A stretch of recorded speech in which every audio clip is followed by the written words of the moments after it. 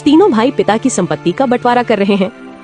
आहा, देखो भाई, मैं सबसे बड़ा हूँ, इसलिए मैं बंटवारे का काम करूँगा। बोलो, तुम लोगों को मंजूर है?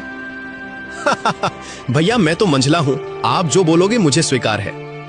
भैया आप दोनों तो मेरे बड़े भैया हो, मैं तो सबसे छोटा हूँ। आप लोग जो फैसला करोगे मैं उसे स्वीकार कर लूंगा। पिता के जाने के बाद आप दोनों को मैं पिता स्वरूप मानता हूँ।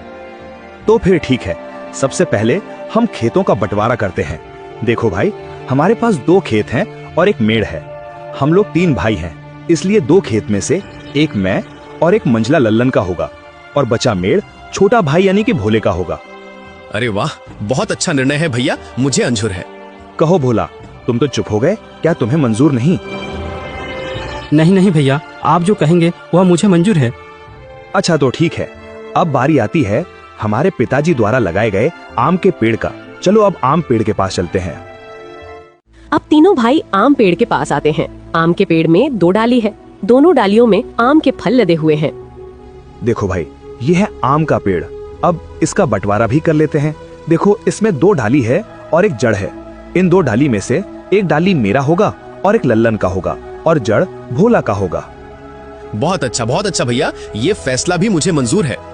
आप लोग तो बड़े हो, मैं तो सबसे छोटा हूँ। मैं भला आप लोगों के बात को कैसे टाल सकता हूँ? मुझे भी मंजूर है भैया। अब तीनों भाई घर के पास आते हैं। अब घर का बंटवारा भी होना है। तो फिर ठीक है, अब बारी आती है इस घर की। इस घर में 4 कमरे हैं और एक छत है। 2 कमरा मेरा होगा और 2 कमरा लल्लन का, और जो खप्पर का छत बच जाएगा वो भोला का होगा। भीमा के इस फैसले से भोला बहुत दुखी हो जाता है। फिर भी बड़े भाई का फैसला मानकर वो कुछ नहीं कहता है। इस तरह घर का बंटवारा भी पूरा हो जाता है। अरे भैया, खेत, पेड़ और घर के बाद और एक जरूरी चीज तो आप भूल ही गए। अरे लल्लन, वो क्या जरूरी चीज है जो मैं भूल गया हूँ? क्या तुम मुझे याद दिला सकते हो? भैया, पिताजी ने हम तीनों भाइयों के लिए कुछ रुपए पैसे भी तो छोड़ गए हैं, आप उसे कैसे भूल सकते हो? अरे हाँ, याद आया, जरा रुको, मैं अभी लेकर आता हूँ। बड़ा भाई भीमा घर के अंदर से एक मटका लेकर आता है जिसमें कई सिक्के भरे थे और उनमें से कुछ पुराने जमाने के सिक्के भी थे। देखो भाइयों, इसमें से 2 प्रकार के सिक्के हैं। एक जो अभी वर्तमान में चल रही हैं, वहीं दूसरा जो हमारे दादा के दादा जमाने के हैं, यानी कि बहुत पुराने जमाने के सिक्के हैं, जो कि कुछ अजीब धातुओं के साथ बनाया गया है। तो भैया, अब इन सिक्कों का कैसे बंटवारा करोगे आप?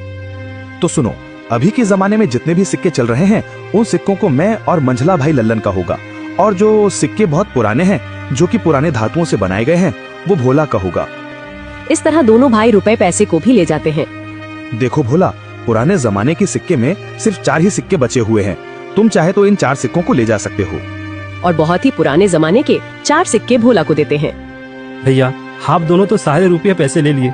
अगर मेरे तकदीर में ये सिर्फ 4 रुपया ही लिखा है तो मैं उसे स्वीकार करता हूँ। भोला अपने हिस्से के 4 सिक्कों को लेकर घर के अंदर जा ही रहा था कि तभी बड़ा भाई रोककर कहता है, अरे भोला, तू पगला गया है क्या? तूने सुना नहीं? बंटवारा हो गया है। अब इस घर में हम रहेंगे। तुम्हारा हिस्सा तो छत में है, तुमको तो बंटवारा छत में दिया गया है। अब तुम उस खप्पर छत में जाकर रह सकते हो। इस घर के अंदर अब तुम नहीं रह सकते। अब ये घर हम दोनों का हुआ। भैया आप ही कैसी बातें कर रहे हो? मैं कहाँ जाऊँगा? मेरा तो अभी अभी शादी हुआ है, मैं कहाँ रहूँगा भैया? अरे भोला भाई, ये तो तुम्हें पहले सोचना था ना, जब बंटवारा चल रहा था। अब पछताए क्या करें जब चिड़िया चुग गई खेत। दोनों भाई ने भोला और उसकी पत्नी को घर से धक्के मारकर बाहर कर दिया। वहीं दोनों पति पत्नी गांव के तालाब किनारे अपनी एक छोटी सी कुटिया बनाकर रहने लगे। हे भगवान, यह हमारे साथ क्या हो रहा है? अब ना घर का रहे ना घाट का, कैसे चलेगा जीवन? 2 वक्त की रोटी तो छोड़ो, एक रोटी भी नसीब में नहीं है। अब रोते जाओ, जी भर के रोते रहो। अकल तो तुम्हारी घास चढ़ने गई थी, मेरी मती मारी गई थी जो मैंने तुम्हारे साथ विवाह किया। मेरी तो किस्मत ही खराब है। बड़े भाई बोलकर तुमने कुछ ज्यादा ही इज्जत दे दी। देख लिया नतीजा, अब भुगतो। पद्मा, वह दोनों मेरे बड़े भाई थे। अब बताओ भला मैं उनसे कैसे सवाल जवाब करता? अच्छा, तुम्हारे बड़े भाइयों ने तो अपने छोटे भाई के लिए कुछ नहीं सोचा?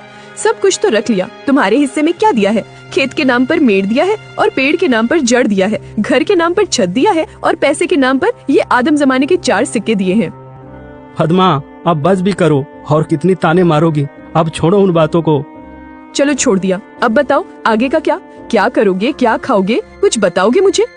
अब मैं क्या करूं पद्मा, अब तो मेरे पास कुछ भी नहीं है। एक काम करता हूं, मैं मुखिया के पास इन पुराने सिक्कों को लेकर जाता हूं।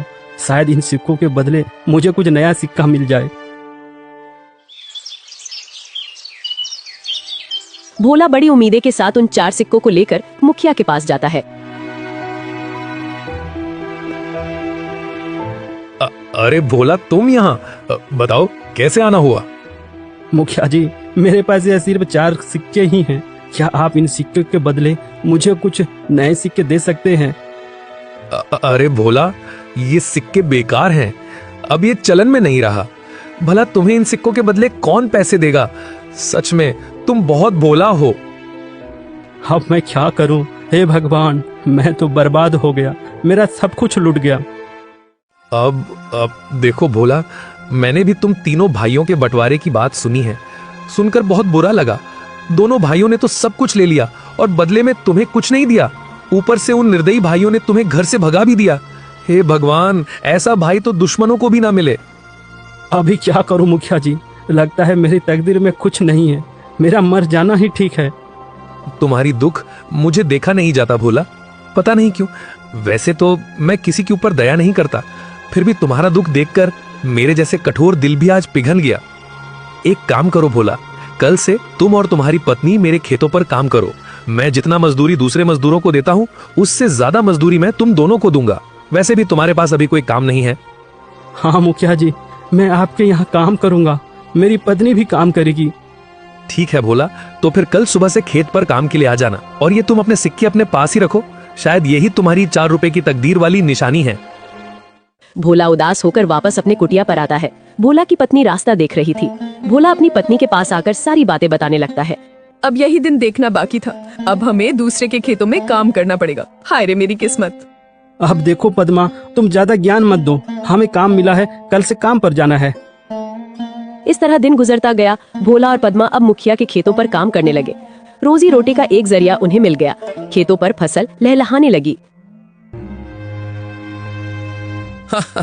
अरे भैया, इस साल तो हमारा फसल बहुत अच्छा हुआ है। हाँ भाई, इस साल तो बहुत ज्यादा फसल हुआ है। इस साल बहुत आमदनी होगा। अब चलो भैया, अब घर चलते हैं, कल सुबह फिर आएंगे।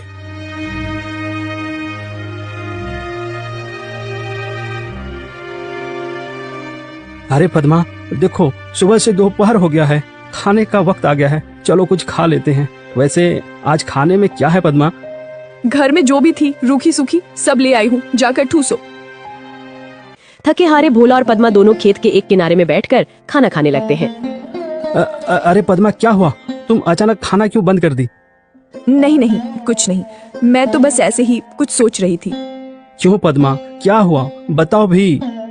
देखो ना, हम कितना काम करते हैं सुबह से लेकर शाम तक। ऐसा कब तक चलेगा? क्या तुम्हें नहीं लगता कि हमारा कोई संतान भी हो जो बुढ़ापे में हमारा सहारा हो? हाँ पद्मा, बार बार मैं भी यही सोचता हूँ, पर क्या करें, यह सब हमारे हाथ में नहीं, यह तो ऊपर वालों के हाथ में है। पता नहीं किस जन्म की सजा भुगत रही हूँ। भगवान ने तो हमसे मुंह मोड़ लिया है। बेघर होकर हम भटक रहे हैं। हमारे भाग्य में कुछ नहीं, न कोई संतान, न कोई जमीन जायदाद। हाँ पद्मा, अब तो भगवान पर भी भरोसा उठने लगा है। भोला और पद्मा दोनों बातें कर ही रहे थे कि तभी वहाँ अचानक एक चिड़िया आकर बैठ जाती है। अरे अरे, ये देखो तो, यह तो एक चिड़िया है, हमारे पास ही आकर बैठ गई। लगता है इसे भूख लगी है, हमें इसे कुछ खाने को देना चाहिए। हाँ पद्मा, तुम इसे कुछ खिला दो, शायद भूख के मारे यहाँ आ गया होगा। पद्मा ने उस चिड़िया को कुछ चावल देती है। चिड़िया कुछ देर पद्मा को देखती रहती है, फिर चिड़िया उस चावल को खाकर उड़ जाती है। अब चलो पद्मा, घर चलते हैं, शाम भी हो रहा है।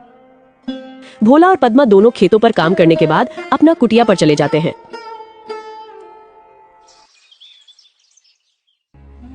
सुनिए भोला जी, ये फावड़ा उठाओ और मेरे साथ चलो। पर कहाँ? तुम फावड़ा लेकर कहाँ जाने की बातें कर रही हो? ज्यादा सवाल जवाब नहीं, मेरे साथ चलो, आज कुछ जरूरी काम करनी है। क्या? कोई जरूरी काम? वो भी इस वक्त रात को? हाँ जी, आज हम वो काम करने जा रहे हैं जिसे आपको पहले ही कर लेना चाहिए था। पद्मा के कहने पर भोला फावड़ा उठाता है।